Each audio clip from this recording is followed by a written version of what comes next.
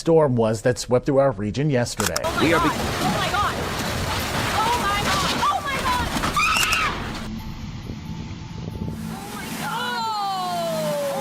Oh my God! There's a clock in Jerusalem, not a physical clock, a prophetic clock. For 3,000 years, it counted down to this exact moment in history. The prophets knew it was coming. They described it with impossible accuracy. They named the city. They described the circumstances. They even predicted how the world would react. And now the clock has struck midnight. The sign appeared, the one everyone was waiting for. But here's the terrifying part. When it finally happened, almost no one was ready. The world was distracted, busy with other things, looking everywhere except Jerusalem. And that's exactly what the prophet said would happen. What I'm about to show you will shake everything you thought you knew. This isn't ancient history. This is happening right now, and you're living through it. Let me ask you something. Out of all the cities on earth,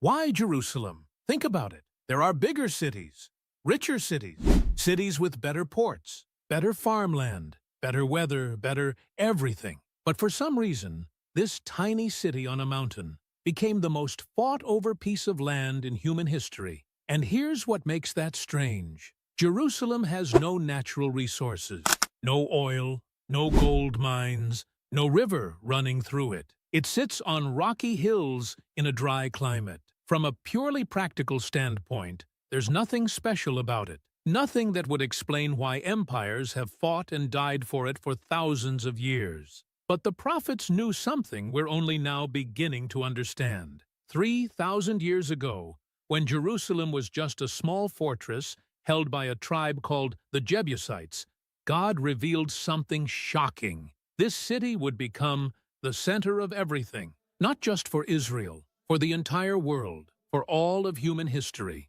King David conquered Jerusalem around 1000 BC. He made it his capital, but he didn't choose it randomly. He was following divine instruction, and once he took the city, he received prophetic visions about its future that seemed impossible at the time. But here's where it gets interesting. David wrote in the Psalms that people should pray for Jerusalem's peace. He said those who love this city would be secure. He described Jerusalem as a place where nations would gather, where God would dwell, where history would reach its climax. Now, remember, when David wrote these words, Jerusalem was tiny.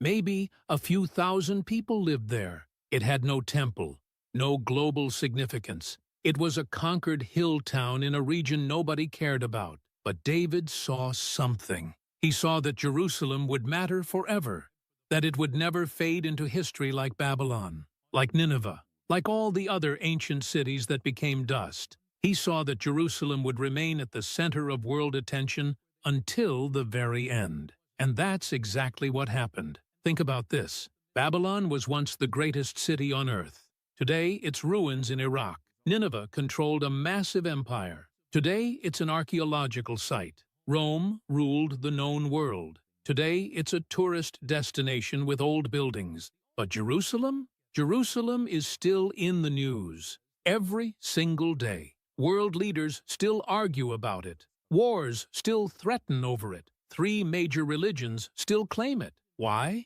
There's no logical explanation. Unless the prophets were right. Unless something supernatural is happening. Unless Jerusalem really is God's prophetic clock. And unless that clock is now striking midnight. But David wasn't the only one who saw Jerusalem's future. The prophet Isaiah, writing about 700 years before Christ, made an even more specific prediction. He said that in the last days, the mountain of the Lord's temple would be established. All nations would stream to it. People from every country would come to Jerusalem seeking God's word. For 2,000 years, this seemed impossible. The temple was destroyed in 70 AD. Jews were scattered. Jerusalem became a forgotten backwater under various empires. How could all nations stream to a ruined city? But look at what's happening now. In 2025, over 4 million visitors come to Jerusalem every year. From every country on earth.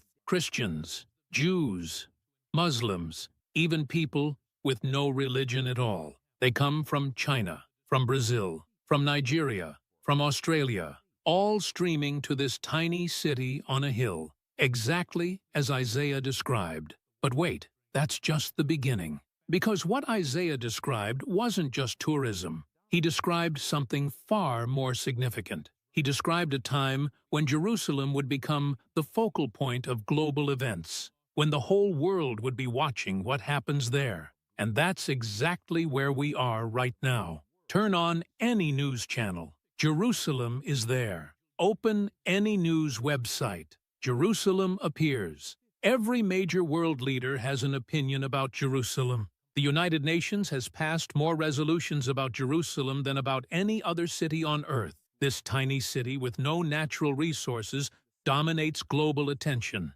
And if you think that's coincidence, you're not paying attention. Because the prophets said this would happen. They said it 3,000 years ago. They described our exact moment in history. And they said when you see Jerusalem at the center of everything, when you see all nations focused on this one city, that's how you know the end is near. But Jerusalem's centrality is just the first sign. What comes next is even more impossible to explain. Let me take you back years. David had just captured Jerusalem from the Jebusites. It was a military victory, sure, but David understood something deeper was happening. This wasn't just about conquering territory. This was about establishing something that would last until the end of time. And that's when the visions started. David began writing psalms about Jerusalem, not just songs of victory, not just celebrations of conquest. He wrote prophetic declarations about what this city would become, and what he described seemed absolutely insane at the time. But here's what most people miss. David wasn't just a king. He was also a prophet. The New Testament confirms this. Peter quotes David's Psalms as prophecy in the book of Acts. Jesus himself said David spoke by the Holy Spirit. So when David wrote about Jerusalem, he wasn't just expressing personal opinions. He was receiving divine revelation about the future, and what he saw changes everything. In Psalm 48, David described Jerusalem as the city of the great king. He said it would bring joy to the whole earth. He said God would establish it forever. Forever. Not for a few centuries. Not until a bigger city came along. Forever. Now think about that. When David wrote these words, there was no guarantee Israel would even survive as a nation. Powerful empires surrounded them. The Egyptians, the Assyrians, the Babylonians. Any of them could wipe Israel off the map at any moment. But David saw that Jerusalem would outlast them all. And it did. The Egyptian Empire fell. The Assyrian Empire fell. The Babylonian Empire fell. The Persian Empire fell. The Greek Empire fell. The Roman Empire fell. The Byzantine Empire fell. The Ottoman Empire fell. The British Empire fell. But Jerusalem remains. And not just remains. Thrives. Expands. Draws global attention, just as David prophesied 3,000 years ago. But here's where it gets even more specific. David wrote that kings would bring gifts to Jerusalem, that nations would submit to its God, that people from distant lands would come to worship there. When David wrote this, Israel was a tiny kingdom surrounded by hostile powers. The idea that kings would bring gifts seemed laughable. But fast forward to today. World leaders visit Jerusalem constantly. They come with delegations, with agreements, with diplomatic gifts. Just in the past few years, leaders from dozens of countries have made official visits to Jerusalem. They stand at the Western Wall. They visit the holy sites. They acknowledge Jerusalem's significance, exactly as David prophesied. But there's something even more remarkable. David wrote in Psalm 102 about a future generation. He said, future generations would praise the Lord. He said this would happen when the Lord rebuilds Zion, when he appears in his glory. David was looking ahead to a specific moment in time, a moment when Jerusalem would be rebuilt, when God's glory would be revealed there. And then David added something strange. He said this was written for a future generation, not for his generation, not for his children, for a distant future generation that would see these things happen. Could that generation be us? Think about it. David's generation didn't see Jerusalem rebuilt. They built the first temple. Yes, but that temple was destroyed. The second temple was built and destroyed too. For 2,000 years, there was no Jewish Jerusalem to rebuild. But in 1948, everything changed. Jerusalem began to be rebuilt. Jewish people returned. The city expanded. And suddenly, David's prophecies started making sense in ways they never had before. But David saw something else too. He saw conflict. He saw nations raging against Jerusalem. In Psalm 2, he wrote about kings and rulers gathering against the Lord's anointed, about nations plotting against God's purposes, about the whole world rising up against what God was doing in Jerusalem. Look around. The United Nations regularly condemns Israel. Nations that barely interact with each other unite when it comes to opposing Jerusalem. There's an irrational, unexplainable global hostility toward this one tiny city, just as David prophesied. And here's what should grab your attention. David said this hostility would increase as the end approaches, that nations would rage more and more, that the conflict over Jerusalem would intensify until God himself intervenes.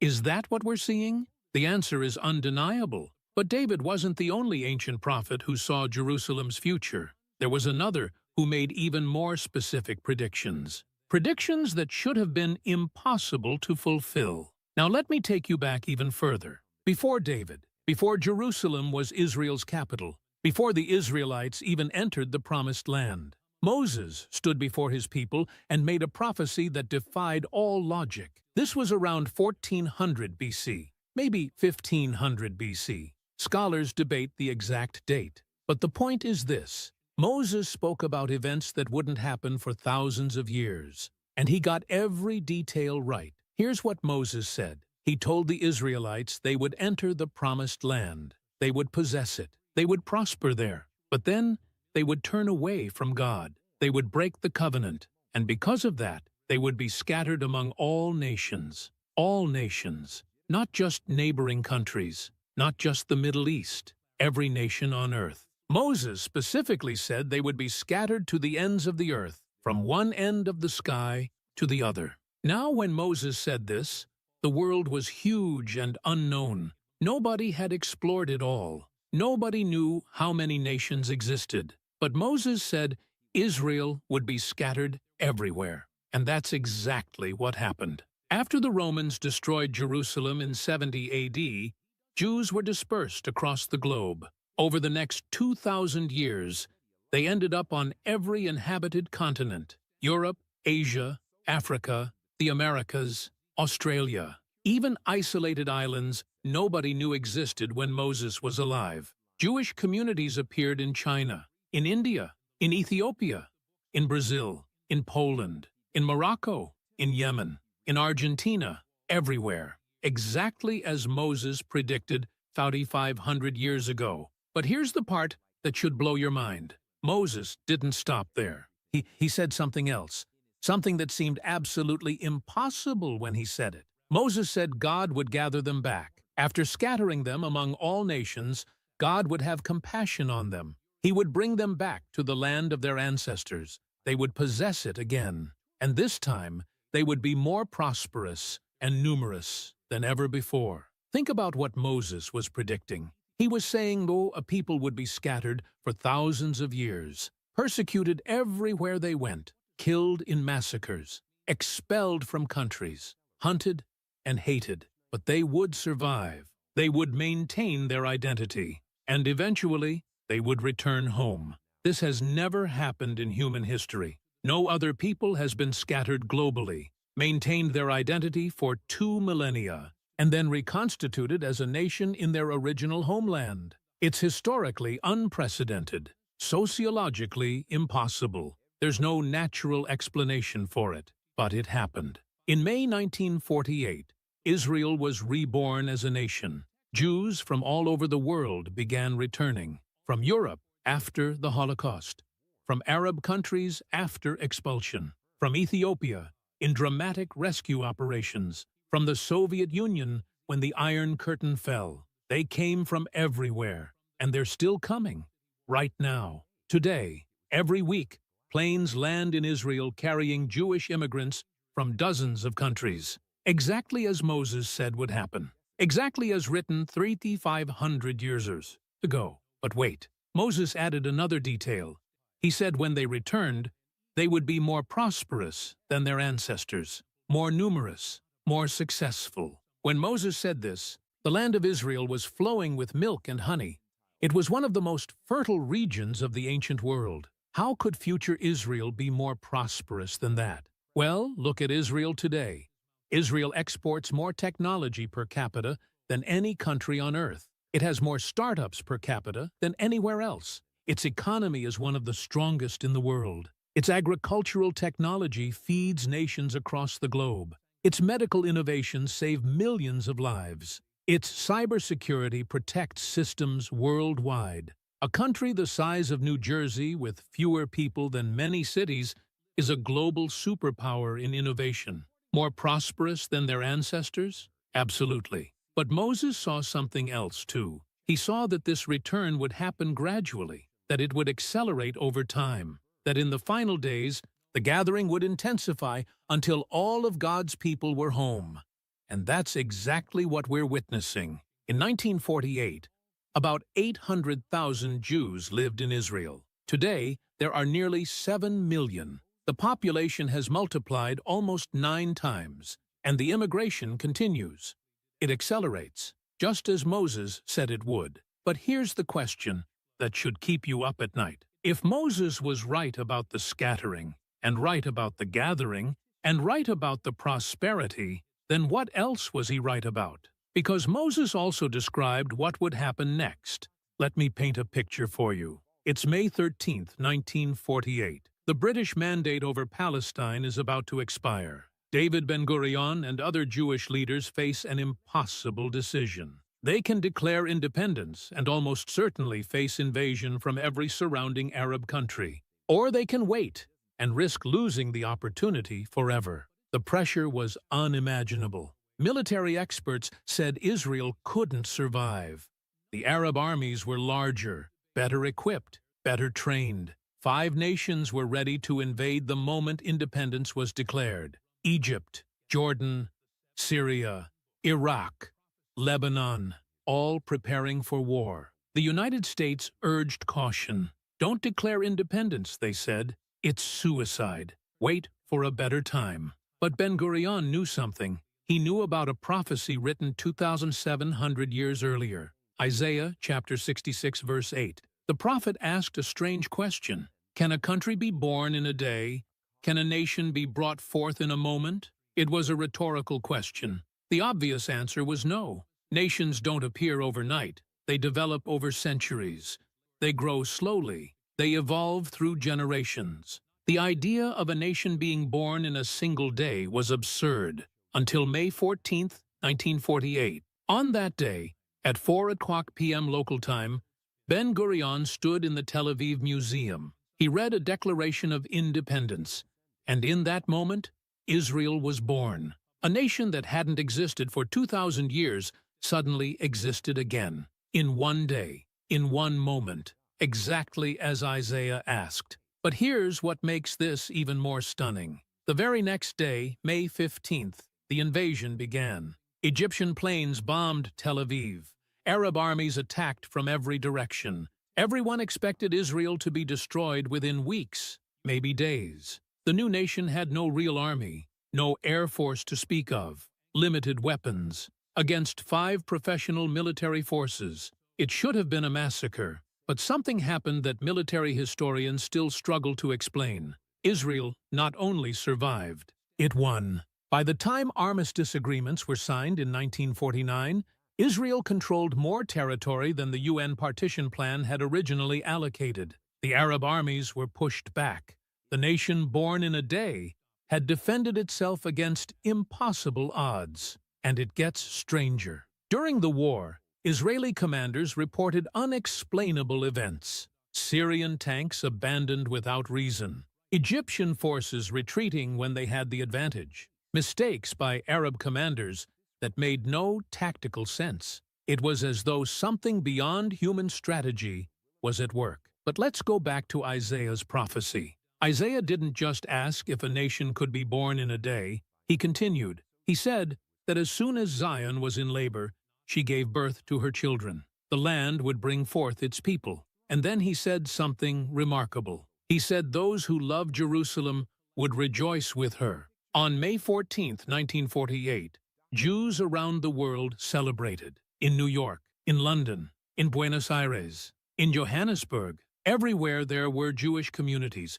People celebrated. They rejoiced with Jerusalem, exactly as Isaiah described. But here's the detail that should stop you cold. Isaiah wrote these words around 700 BC. At that time, Israel existed. Jerusalem had a temple. There was no exile, no dispersion, no need for rebirth.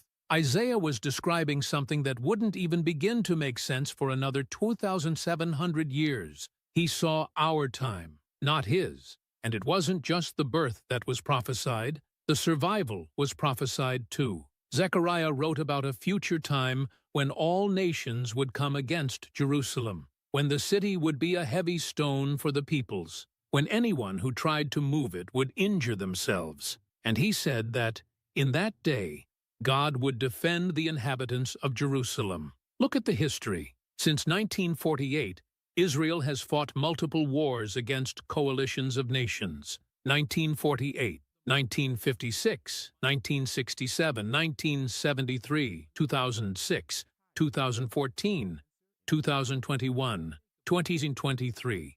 Again and again, nations have come against Israel. And again, Israel has survived. Against all odds. Against all logic.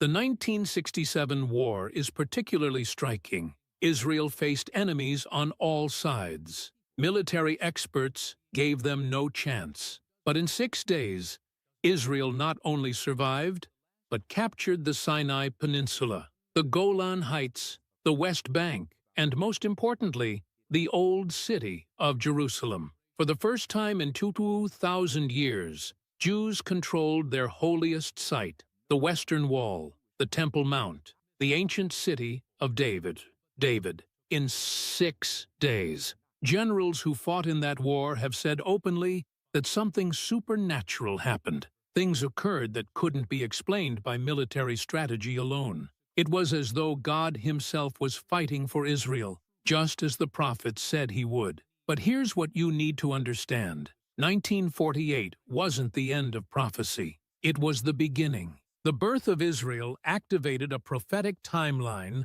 that had been dormant for 2,000 years. Everything the prophets said would happen in the last days suddenly became possible. Because you can't have last days prophecy without Israel. The temple can't be rebuilt without Israel. The Messiah can't return to Jerusalem without Israel. The nations can't gather against Zion without Israel. Every end times prophecy depends on Israel existing as a nation in its land. And in 1948, that became reality. The prophetic clock started ticking again, and it hasn't stopped since. But the birth of Israel was just one prophecy. What's happened since is even more remarkable. Now let me show you something that's still happening today. Zechariah wrote 2,500 years ago that God would save his people from the countries of the east and the west. He would bring them back to live in Jerusalem. They would be his people. He would be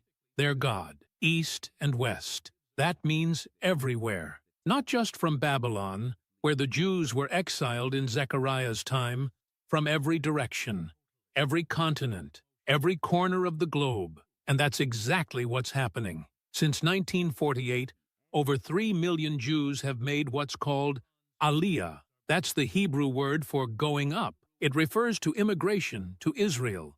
And these immigrants have come from literally everywhere. Let me give you specifics. From the Soviet Union, over 1 million Jews came to Israel after the Iron Curtain fell. These were people who had been trapped behind communist borders for generations. Many didn't even know Hebrew. Some barely knew they were Jewish. The Soviet system had tried to erase their identity, but when the borders opened, they came. From Ethiopia, entire communities were airlifted to Israel. These were Jews whose ancestors had been separated from the rest of the Jewish world for thousands of years. They kept the faith, followed the Torah, observed the Sabbath, all while isolated in the mountains of Africa. And in dramatic rescue operations, Israel brought them home. From Yemen, ancient Jewish communities that dated back to the time of Solomon were evacuated. From India, Jews who had lived there for over 2,000 years returned. From Morocco,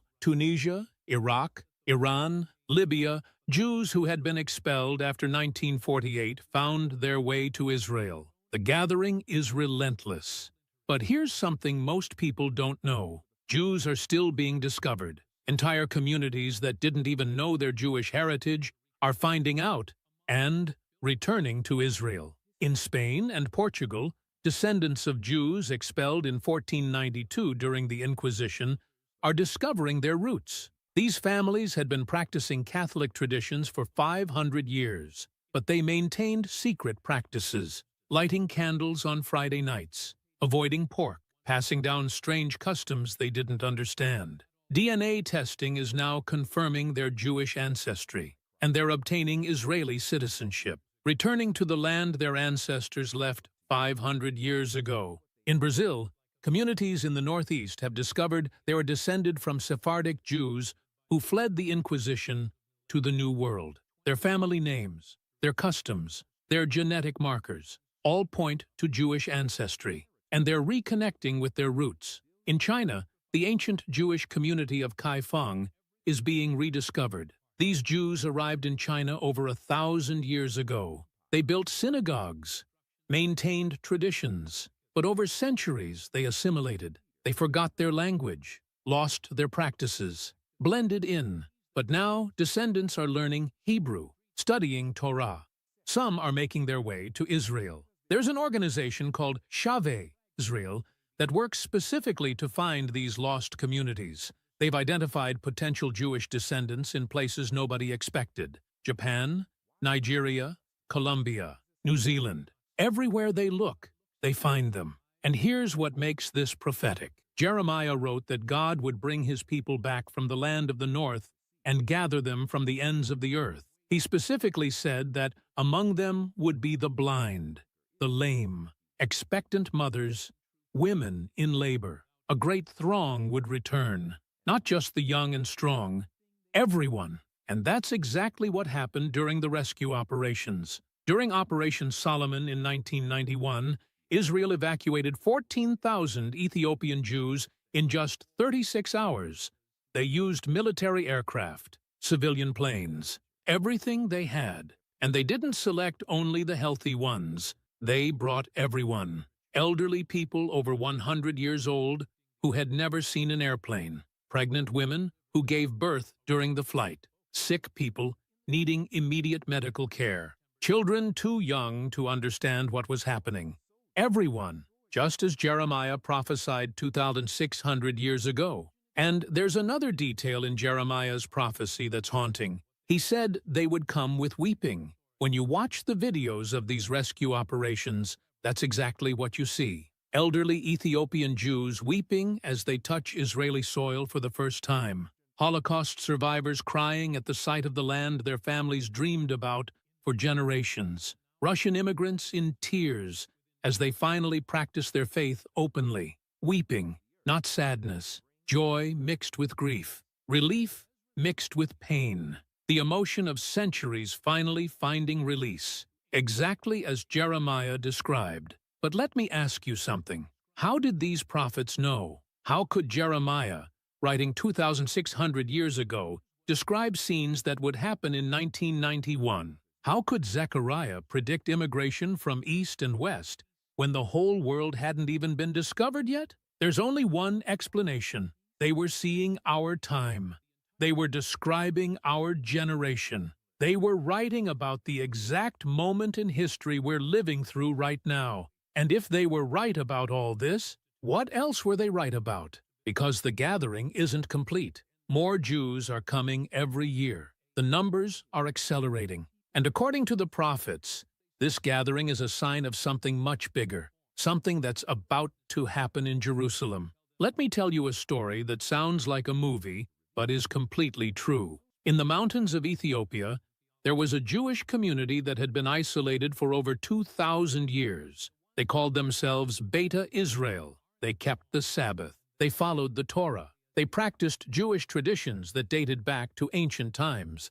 But they had no contact with the rest of the Jewish world. For centuries, other Jews didn't even know they existed. And when explorers finally found them, many doubted they were really Jewish. Their practices were different. Their appearance was different. How could they be connected to the Jews of Europe and the Middle East? But the Ethiopian Jews knew who they were. They had maintained their faith through isolation, through persecution, through poverty. They never forgot they were the people of Israel, and they never stopped praying to return to Zion. Then came 1984. Ethiopia was in chaos, civil war, famine. The government was hostile to the Jewish community. Thousands of Ethiopian Jews began a dangerous trek through Sudan, hoping to reach Israel. Many didn't make it. They walked through deserts, through war zones, through hostile territory. Thousands died from disease, from starvation, from violence. It was a death march, but Israel didn't abandon them. In secret, Israel organized what became known as Operation Moses. Working with the CIA and the Sudanese government, Israeli agents arranged to secretly evacuate Ethiopian Jews from Sudan. The operation had to be completely secret. If discovered, it would collapse. Over several weeks, about 8,000 Ethiopian Jews were airlifted to Israel. Then news leaked. Arab nations pressured Sudan to stop. The operation was halted. Thousands were still waiting. Families were separated. The situation seemed hopeless. But Israel didn't give up. In 1985, Operation Joshua brought out another 500. And then Israel began planning something much bigger. By 1991, Ethiopia was falling apart. The communist government was collapsing. Rebel forces were advancing on the capital. The remaining Ethiopian Jews were in danger. Israel decided to act. In a single weekend, Israel launched Operation Solomon. The goal was insane. Evacuate over 14,000 people in less than 36 hours. Israel mobilized 35 aircraft. They stripped out the seats to fit more people. They flew non-stop, around the clock. And here's what's incredible. On a single El Al flight, 1,000 people were transported. That's a world record that still stands. Planes designed for a few hundred carried over 1,000 desperate immigrants, including pregnant women who gave birth mid-flight. 5 babies were born during Operation Solomon. 5 new lives beginning in the air between Ethiopia and Israel, between exile and home, between the old world and the new. And when those planes landed in Israel, the scenes were overwhelming. People fell to the ground and kissed the soil. Elderly Jews who had prayed toward Jerusalem their whole lives finally touched the land. Families separated for years reunited on the tarmac. There were tears everywhere, just as Jeremiah prophesied. But here's what makes this more than just a humanitarian story. This was prophecy being fulfilled in real time. Ancient prophets described exactly this. They said God would gather his people from the ends of the earth, that among them would be the blind, the lame, pregnant women, women in labor. Operation Solomon had all of them. There were blind people on those planes. There were disabled people. There were women literally in labor. Everyone came. No one was left behind because they were too weak or too old, exactly as the scripture described. Now, let me ask you something. If you had read Jeremiah's prophecy before 1991, would you have believed it? Would you have imagined military aircraft evacuating thousands of African Jews in a single weekend? Would you have pictured women giving birth mid-flight while returning to the promised land? It sounds too specific, too dramatic, too exactly right. But that's exactly what happened. And here's the point. If God fulfilled this prophecy so precisely, so dramatically, so unmistakably, Then what about the prophecies that haven't happened yet? Because Ethiopian Jews weren't the only lost community returning, they weren't even the strangest case. There are Jewish communities being discovered right now that nobody knew existed, and their stories are even more incredible. What if I told you that Jews are hiding in plain sight all over the world? Not hiding intentionally, they simply forgot who they were. Centuries of persecution, forced conversion, and assimilation erased their memories. But not their DNA, not their customs, not their connection to something ancient they can't explain. And now they're waking up. In Spain and Portugal, there's a phenomenon happening that seems almost supernatural. Families who have been Catholic for 500 years are discovering Jewish roots. Their ancestors were Jews who converted during the Inquisition to avoid death. They became conversos, or crypto-Jews. Outwardly, they practiced Catholicism, but secretly, they maintained Jewish traditions. For 500 years, these families passed down strange customs they didn't understand. Lighting candles on Friday nights, avoiding pork, covering mirrors when someone died, marrying within certain families. They didn't know why. But now DNA testing is revealing the truth, and Spain and Portugal have passed laws allowing descendants of expelled Jews to claim citizenship. Thousands have applied. Some are moving to Israel. After 500 years, they're coming home. But that's just one group. In the mountains of northeastern India, there are communities called Bnei Menashe. They claim to be descendants of the tribe of Manasseh, one of the 10 lost tribes of Israel. For centuries, they maintained traditions that seemed strangely Jewish. They circumcised their sons on the 8th day. They observed a Sabbath rest. They remembered stories about exile from a distant land. They sang ancient songs about crossing a sea. Scholars were skeptical, but the evidence kept mounting. Their traditions aligned too perfectly with Jewish practice. Their oral histories contained details that shouldn't have survived unless they were true. Genetic studies showed Middle Eastern ancestry. Israel officially recognized them. Since 2005, thousands of Bnei Menashe have made Aliyah. They've moved to Israel, learned Hebrew, integrated into Israeli society. After 2,700 years of separation, they're home. And there are more. In Zimbabwe and South Africa, the Lemba people have long claimed Jewish descent. They practice circumcision. They avoid pork. They observe certain ritual purity laws. For years, nobody believed them. Then, genetic testing revealed something stunning. Many Lemba carry the Cohen modal haplotype. This is a genetic marker found almost exclusively among Jewish men claiming descent from the priestly lineage. The Lemba weren't making up their ancestry.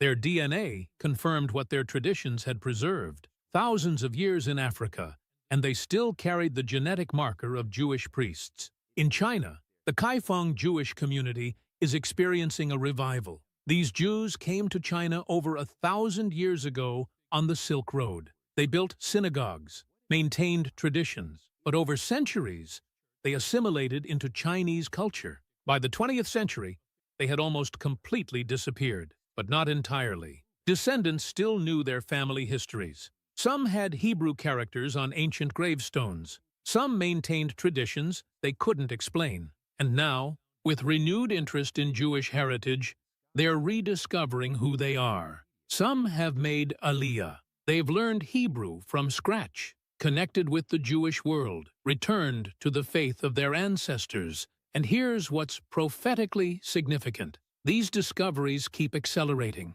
Every year, new communities are found. New DNA connections are made. New descendants come forward. It's as though God is actively seeking out every lost member of his people, exactly as he promised. Ezekiel wrote about the dry bones coming back to life. He described scattered bones reassembling, flesh forming, breath returning, a whole army rising from the dead. Most scholars see this as referring to Israel's national restoration, but it also applies to individual Jews, lost bones scattered across the globe, now reassembling, coming back together, finding life again in their ancient identity. And this gathering is accelerating. More Jews are discovering their heritage now than at any time in history. DNA testing has become affordable and widespread. Historical records are digitized and searchable. Family traditions are being analyzed and verified. The scattered are being found. The lost are being gathered, exactly as the prophets said would happen before the end. But there's something else happening in Jerusalem right now that makes all of this even more urgent. Something physical, something you can see and touch, something that signals we've entered the final stage, and almost nobody is talking about it. Let me take you to a building in Jerusalem's Old City. It doesn't look like much from the outside, a modest building in the Jewish quarter. Tourists walk past it every day without knowing what's inside. But what's happening behind those walls is preparing for something the world hasn't seen in 2,000 years, the rebuilding of the Jewish temple. Inside that building, you'll find something stunning, a gold menorah, not a replica for tourists, not a model for museums, a fully functional, ritually pure gold menorah built according to exact biblical specifications.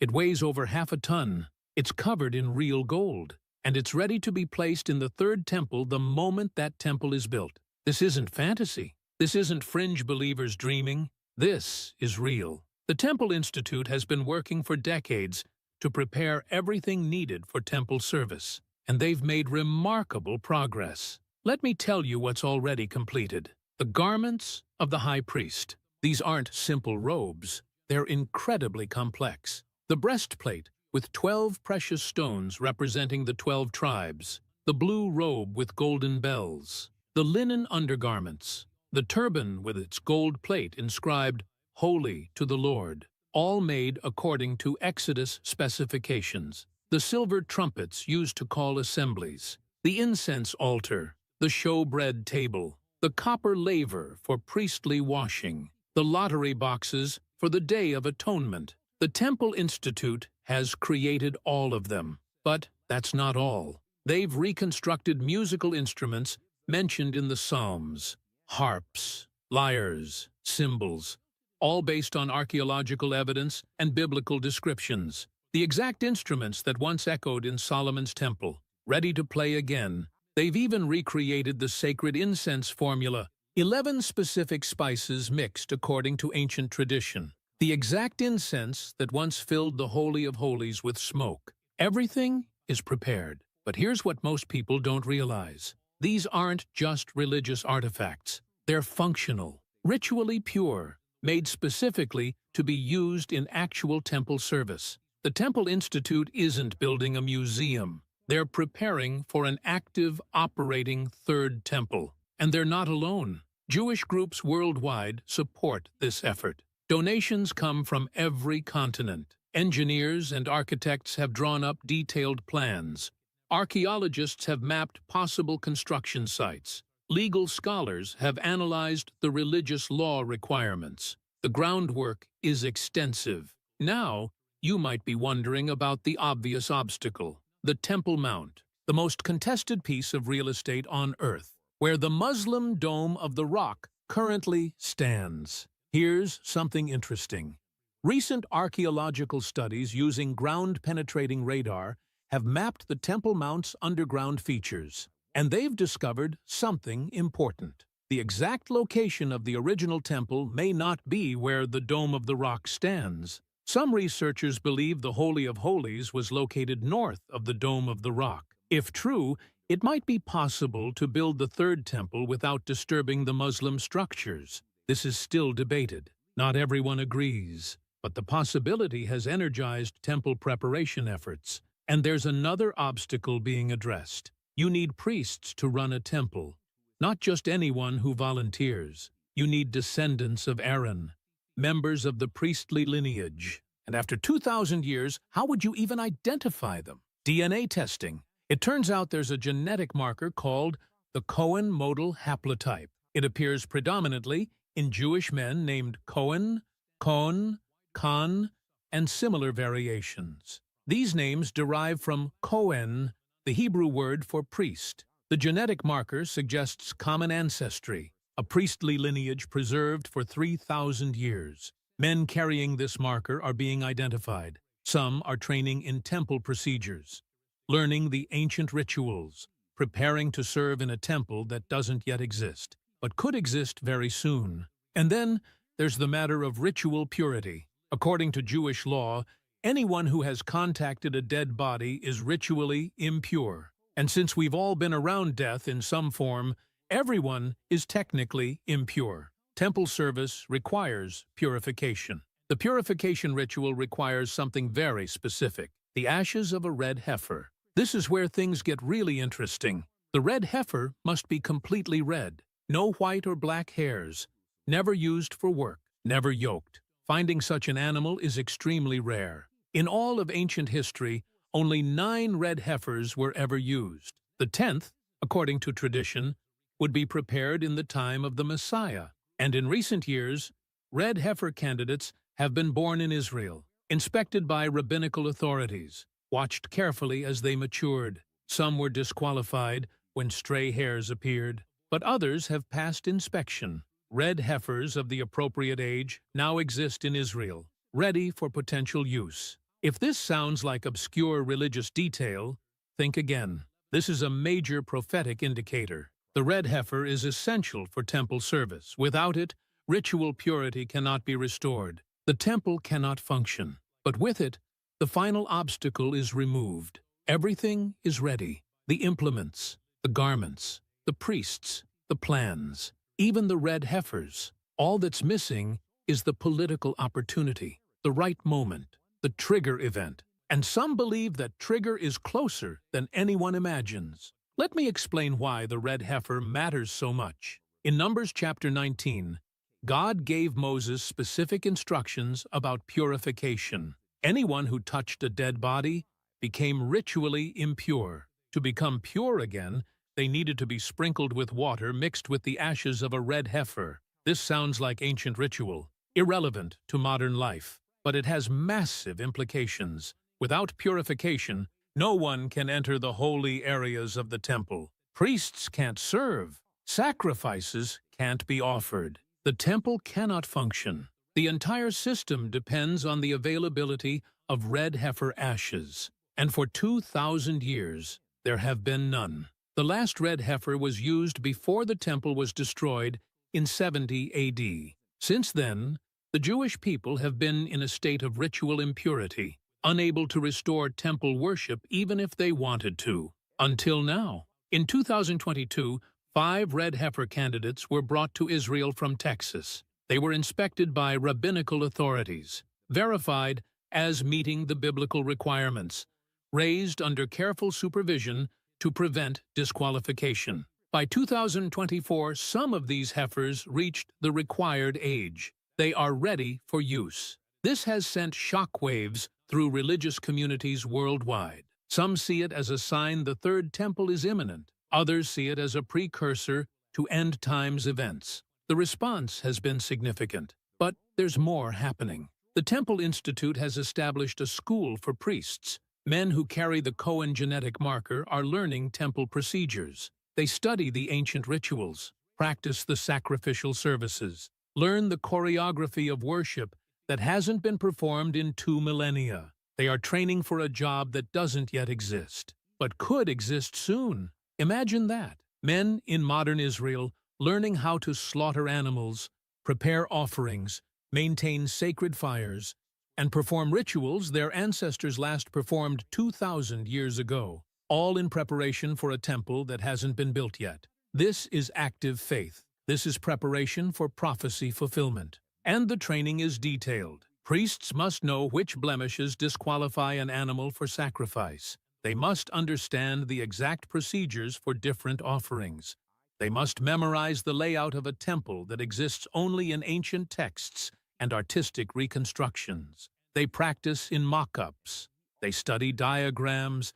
They debate details, all waiting for the day. And that day may come sooner than anyone expects. Because here's what most people don't know. The political situation around the Temple Mount is shifting. For decades, the status quo kept Jewish prayer off the Temple Mount. But in recent years, more and more Jews have been ascending. They pray quietly. They observe the site, they prepare. Israeli officials have discussed changing the arrangements. Now, would Israel actually allow a temple to be built? Would they risk the international backlash? Would they trigger conflict with the Muslim world over this holy site? Maybe not voluntarily, but prophecy suggests something else might happen. Daniel chapter 9 describes a future leader who will confirm a covenant with many for 7 years. This is often understood as a peace agreement, an agreement that would include provisions for Jewish worship on the Temple Mount. In the middle of those 7 years,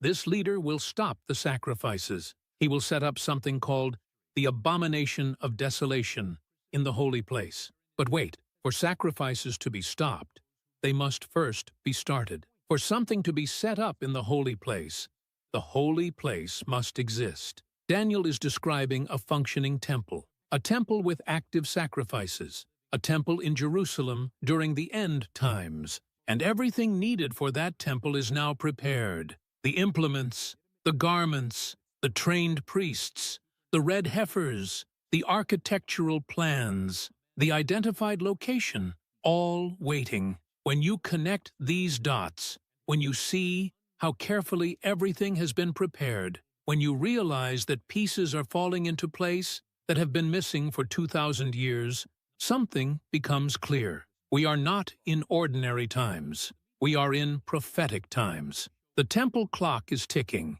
and it may soon strike its final hour. But there's another piece of evidence, something discovered underground, something that confirms exactly where the temple stood. Let me tell you about what lies beneath Jerusalem. Under the streets, under the buildings, under layers of history, there are tunnels, ancient passages, forgotten chambers, and they're revealing secrets that could change everything. The Western Wall tunnels extend for hundreds of meters along the ancient Temple Mount wall. Visitors walk through history, stone blocks from Herod's time, channels from even earlier, evidence of the temples that once stood above, and archaeologists keep finding more. In recent years, ground-penetrating radar has been used to map underground features without excavation. This technology reveals structures, voids, and chambers hidden beneath the surface. And what they've found is remarkable. The radar shows possible locations of ancient structures that align with biblical descriptions,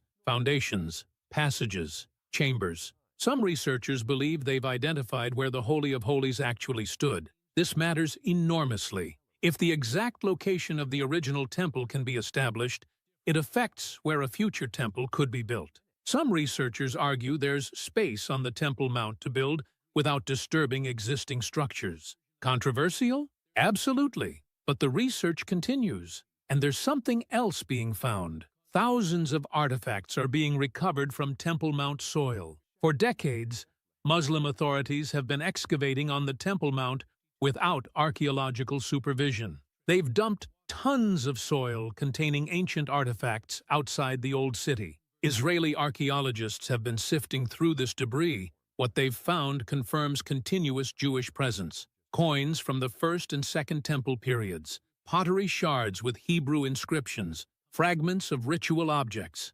stone weights from temple commerce, physical evidence of the temples that once stood there. And occasionally, something stunning emerges. Small golden bells that may have decorated priestly garments, carved stone decorations matching biblical descriptions, fragments that fit together across millennia. Each discovery reinforces the historical reality. The temple existed. It stood exactly where tradition says it stood, and it can be rebuilt. But there's another discovery that's particularly significant. Archaeologists have found evidence of water systems used for ritual purification. Mikvayot, the Hebrew term for ritual baths, have been uncovered around the Temple Mount. These baths were used by pilgrims before ascending to the temple. The infrastructure for temple worship still exists. Ancient pathways that once led pilgrims to the temple have been traced. Stairs that once echoed with footsteps of worshippers have been uncovered. The physical framework of temple life is still there, buried, forgotten, but recoverable. And here's what's prophetically significant. Every discovery confirms the biblical narrative. Skeptics once claimed the temple was mythical, that Jerusalem's ancient history was exaggerated. that the Bible couldn't be trusted as historical record. Archaeology has proven them wrong. The stones cry out. The artifacts witness. The ground itself testifies to the truth of Scripture. And if Scripture was accurate about the past, it will be accurate about the future. The prophets said the temple would be destroyed. It was. They said the Jews would be scattered. They were. They said they would return. They did. They said Jerusalem would be rebuilt. It was. And they said the temple would be rebuilt too. Everything points to that conclusion. The preparations, the training, the implements, the discoveries, the political shifts, the red heifers. We are watching prophecy prepare to fulfill itself. But for the temple to be rebuilt, something else has to happen first. A political arrangement, an agreement, a covenant. And this is where Daniel's prophecy becomes critical. Now let me show you something that connects everything. Daniel chapter 9 contains one of the most detailed prophecies in the entire Bible. It describes 70 weeks of years, 490 years total, determined for Israel. Most of this timeline has already been fulfilled, but 1 week remains, the final 7 years. Daniel says a future leader will confirm a covenant with many for 1 week. That's 7 years. In the middle of those years, he will break the covenant. He will stop the sacrifices. He will set up an abomination in the temple. This is the treaty that begins the end. Now think about this carefully. For sacrifices to be stopped, they must first be started. For a temple to be desecrated, it must first exist. Daniel is describing a scenario where temple worship has resumed, where Jewish sacrifices are being offered again, and then they're interrupted. This means something has to enable temple rebuilding. Something has to give Jews access to the Temple Mount. Something has to create the political space for temple worship to resume. That something is a peace agreement. For decades, world leaders have tried to negotiate peace between Israel and its neighbors. The two-state solution has been discussed endlessly. Various agreements have been proposed, signed, broken, revised, but none have resolved the core issue, Jerusalem, and specifically the Temple Mount. Daniel's prophecy suggests a future agreement will address this. It will somehow allow Jewish worship on the Temple Mount. It will create conditions for temple rebuilding. It will seem like a breakthrough, but it will be a trap. The leader who confirms this covenant isn't a peacemaker. He's the Antichrist. He uses the agreement to position himself for betrayal. At the halfway point, he reveals his true nature. He stops the sacrifices. He desecrates the temple. He demands worship for himself. This triggers the worst period in human history, the Great Tribulation that Jesus warned about. But here's what's significant for us today. Every step toward temple rebuilding, every peace negotiation about Jerusalem, every political discussion about the Temple Mount, these are all moving toward Daniel's prophecy. The pieces are assembling. Right now, there are normalized relations between Israel and several Arab nations. The Abraham Accords established diplomatic ties between Israel and UAE, Bahrain, Morocco, and Sudan. More nations may follow. Peace is becoming possible. And with peace comes opportunity. Opportunity for arrangements that seemed impossible before. Opportunity for discussions that were previously unthinkable. Opportunity for the Temple Mount. Now, I'm not saying any specific current agreement is Daniel's covenant. I'm not naming any current leader as the Antichrist. That would be speculation. But I am saying this. The ground is being prepared. The diplomatic framework is forming. The pieces are moving into position. When the time is right, when the man of sin is revealed, everything will be ready. The temple can be built quickly. The implements exist. The priests are trained. The red heifers are available. The architectural plans are complete. All that's needed is permission. And Daniel says that permission will come through a treaty. A covenant confirmed for 7 years. A false peace that leads to true destruction. We may not be far from that moment. The prophetic clock is ticking. The temple preparations are complete. The peace negotiations continue. The stage is set. And if you're paying attention, you can see it. But there's more evidence that we're in the final stages. Evidence from the most unexpected sources. Evidence that even secular observers can't explain.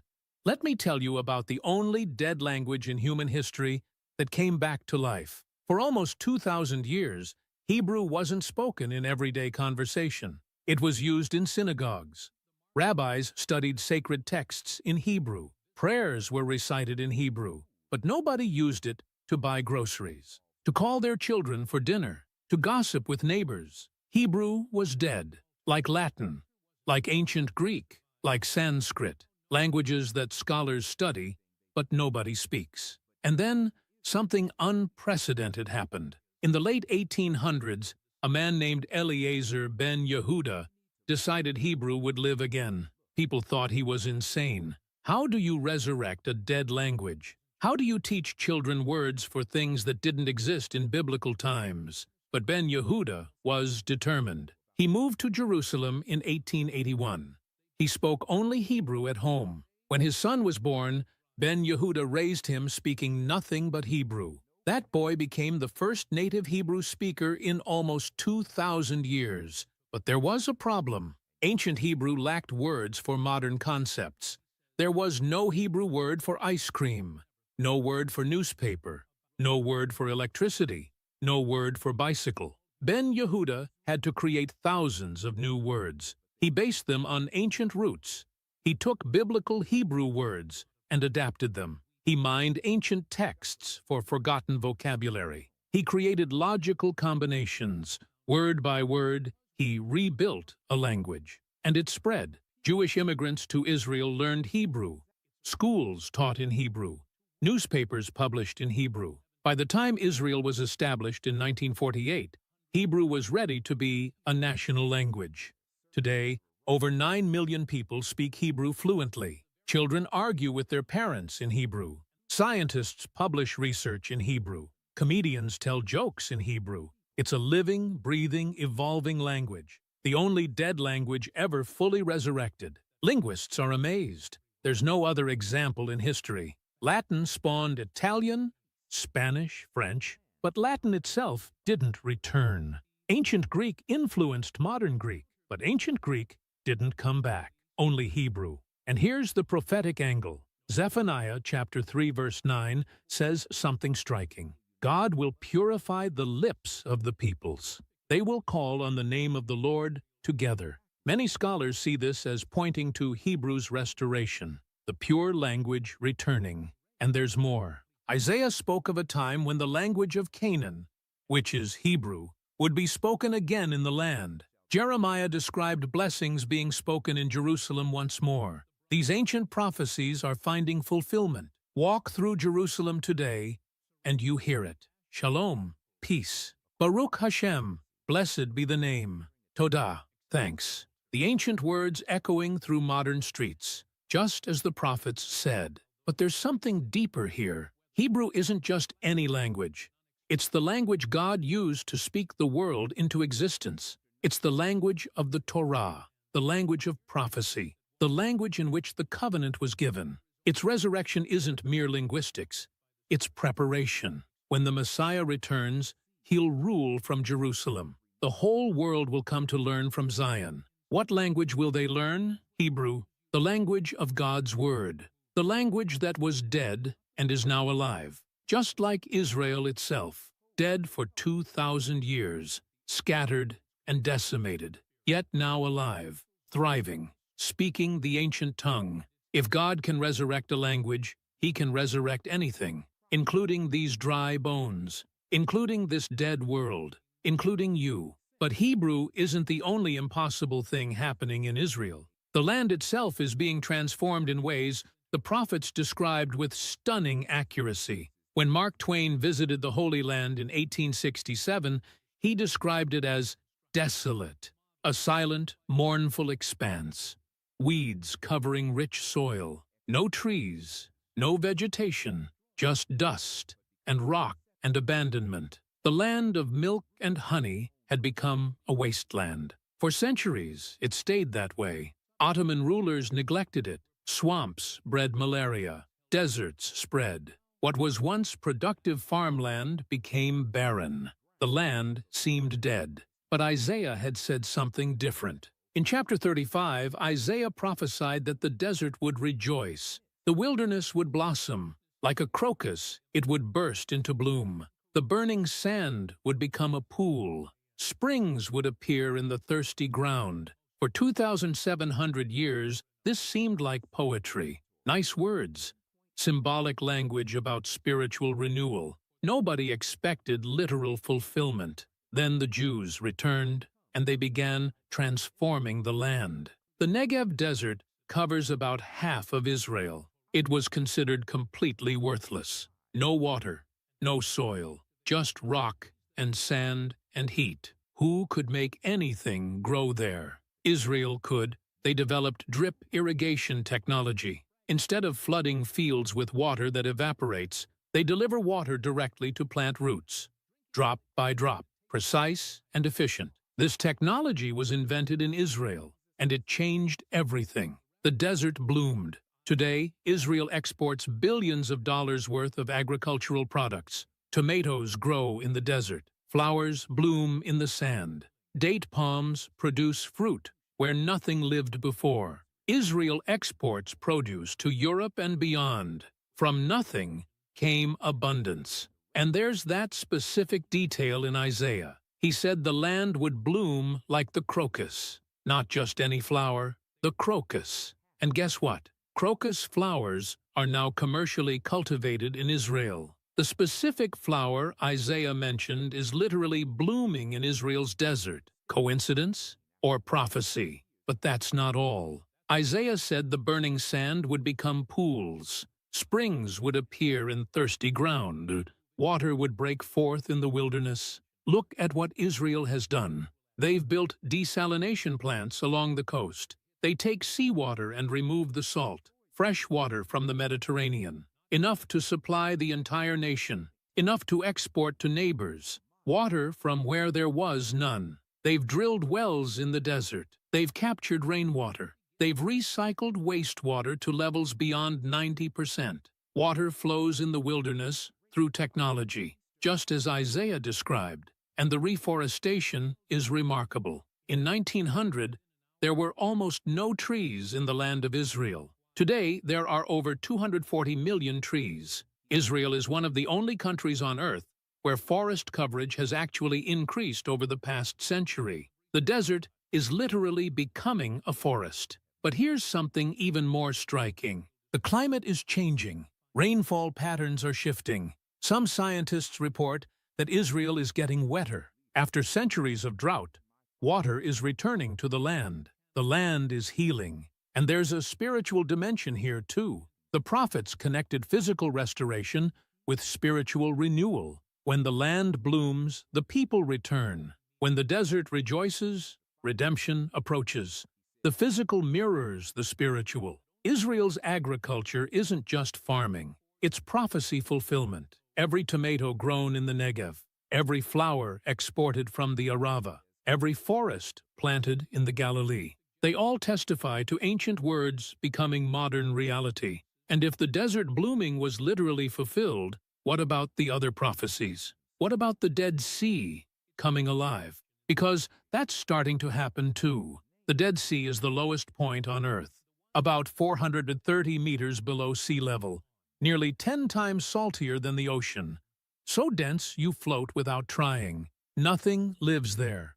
No fish, no plants, no algae, just water so mineral-heavy that life cannot exist. It's called dead for a reason. But Ezekiel saw something different. In chapter 47, Ezekiel described a vision, water flowing from the future temple, heading east toward the Dead Sea. And when this water reached the sea, something miraculous happened. The salt water became fresh. Fish appeared, swarms of living creatures. Fishermen spread their nets along its shores. Life where there had been only death. For 2,500 years, this seemed impossible. The Dead Sea is the definition of lifeless water. How could it ever support fish? How could anything survive in that toxic soup? Ezekiel must have been speaking symbolically. Maybe not. Something strange is happening around the Dead Sea. The sea level is dropping. about 1 meter per year. The surface is shrinking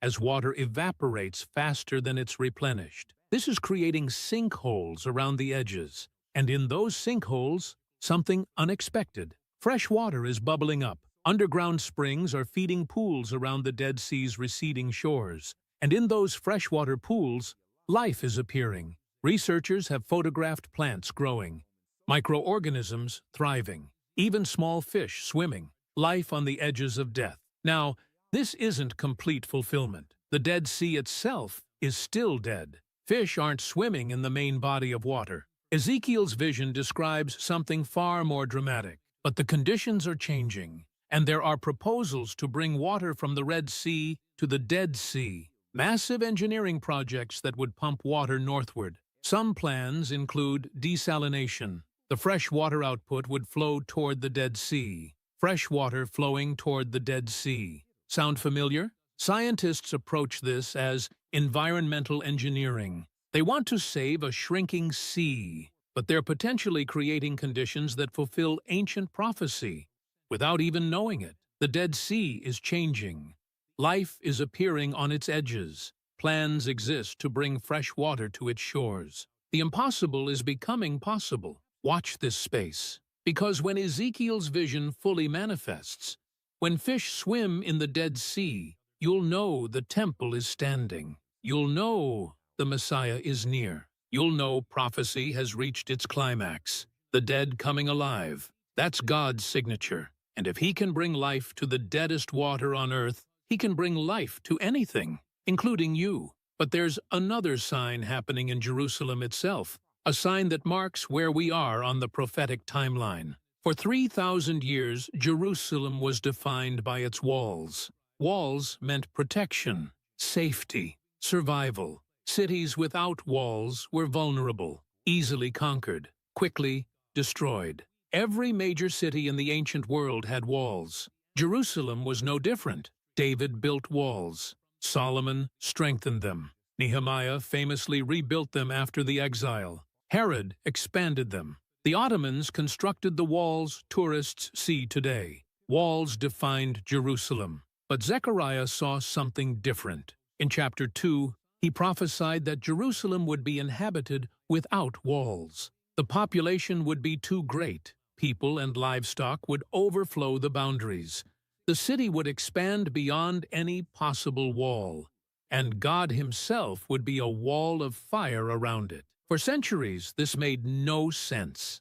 A city without walls was a city without defense, a city without protection. How could Jerusalem survive without walls? The prophecy seemed contradictory, until modern Jerusalem. Look at the city today. The old city still has its walls. Tourists walk along them. They're beautiful, historic, and completely obsolete. Modern Jerusalem sprawls across hills for kilometers beyond those ancient walls.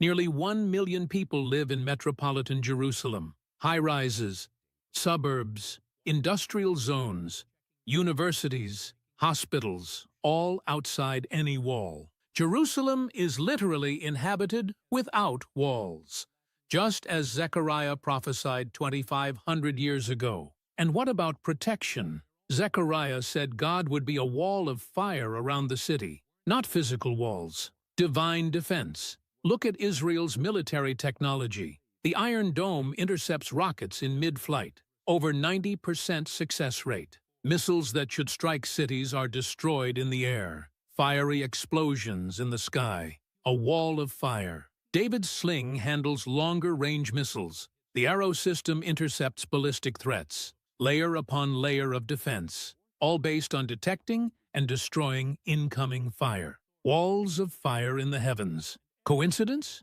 Israel's military capability is disproportionate to its size. A country smaller than New Jersey, with one of the most advanced defense forces on Earth, surrounded by enemies, constantly attacked, yet surviving, thriving. Something beyond natural is at work. Commanders in every Israeli war have reported unexplainable events, enemy mistakes that made no tactical sense, opportunities appearing at perfect moments, weapons malfunctioning when aimed at Israeli forces, God defending Jerusalem, just as promised. The walls are gone, but the protection remains. The city expands, but security continues. Ancient prophecy meets modern reality, and Jerusalem keeps growing. More Jews immigrating, more construction, more expansion. The population larger than at any point in ancient history. David's city becoming a metropolis, all happening exactly as written. But physical signs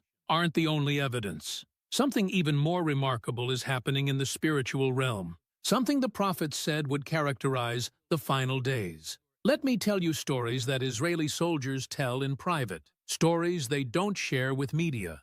Stories they barely believe themselves. Stories of things that happened in combat that couldn't be explained by training or technology. Miracles. During the Six-Day War in 1967, Israeli forces faced destruction. Egypt, Jordan, and Syria had massed armies on the borders, Soviet weapons, overwhelming numbers. Military experts gave Israel no chance. The war should have ended Israel. Instead, Israel won in 6 days, captured the Sinai, the Golan Heights, the West Bank, and most significantly, the old city of Jerusalem. For the first time in 2,000 years, Jews controlled the Temple Mount. How did this happen? Israeli generals have been interviewed about the war. They describe events that violated military logic. Egyptian air forces caught completely on the ground. Syrian tanks abandoned without battle.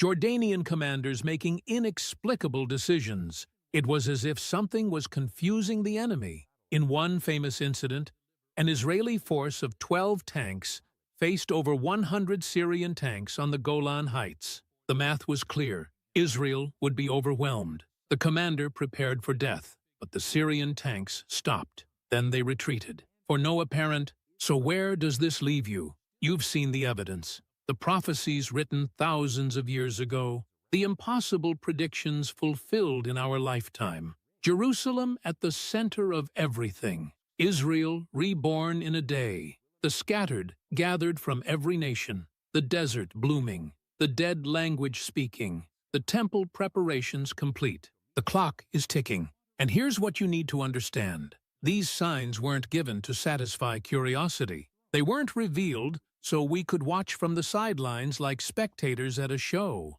The prophets didn't speak so we could nod our heads and scroll to the next video. They spoke so we would respond. Every fulfilled prophecy is a warning. Every sign is a signal. Every piece of evidence points to one conclusion. Time is running out. The same prophets who predicted Israel's return also predicted what comes next. The tribulation, the judgment, the separation of those who are ready from those who are not, and almost no one is ready. That's what the opening warned you about. The sign appeared. The world was distracted, looking everywhere except where it mattered, busy with careers, entertainment, arguments, scrolling through endless feeds while eternity approached, just as the prophets said would happen. But you're still here. You watched until the end. You saw what most people refuse to see. You connected dots that others ignore. That's not accident. That's invitation. Because here's the truth. Nobody wants to hear. Knowing the signs isn't enough. Understanding prophecy isn't enough. You can memorize every detail I've shared today and still miss everything. Because this isn't about information. It's about transformation. The prophets didn't just predict events. They called for response, repentance, turning, coming home. The same God who orchestrated the return of scattered Jews is calling scattered souls back to himself, including you, right now, this moment, before you close this video and move on with your day. The question isn't whether the prophecies are true. You've seen they are. The question is what you'll do about it. Will you be like the people in Noah's day? They saw him building the ark. They heard his warnings. They watched for years. And when the flood came, they were outside the door. Or will you be among those who enter? The ark today isn't a wooden boat. It's a person. The one the prophets ultimately pointed toward. The one whose return to Jerusalem the whole story anticipates. The one who said he is the way, the truth, and the life. Everything in Jerusalem points to him. The temple sacrifices foreshadowed his sacrifice. The priestly service anticipated his priesthood. The holy city awaits his reign. Every prophecy, every sign, every miracle converges on one name, and that name is your invitation. Don't let this moment pass. Don't scroll away unchanged. Don't add this to the pile of interesting things you've seen online. Respond. If you've never surrendered your life to the one true God, today is the day. If you've drifted away, today is the day to return. If you've been sitting on the fence, watching and waiting, the time for decision has arrived. The clock struck midnight. The sign appeared. And now you know. What you do next is between you and the God who orchestrated all of this. The God who scattered and gathered, who predicted and fulfilled, who is even now preparing the final chapter. Don't be caught unprepared. The prophets were right about everything else. They're right about what's coming too. We are starting to get a bigger picture of just how big that storm was that swept through our region yesterday. Oh my God. Oh my God. Oh my God.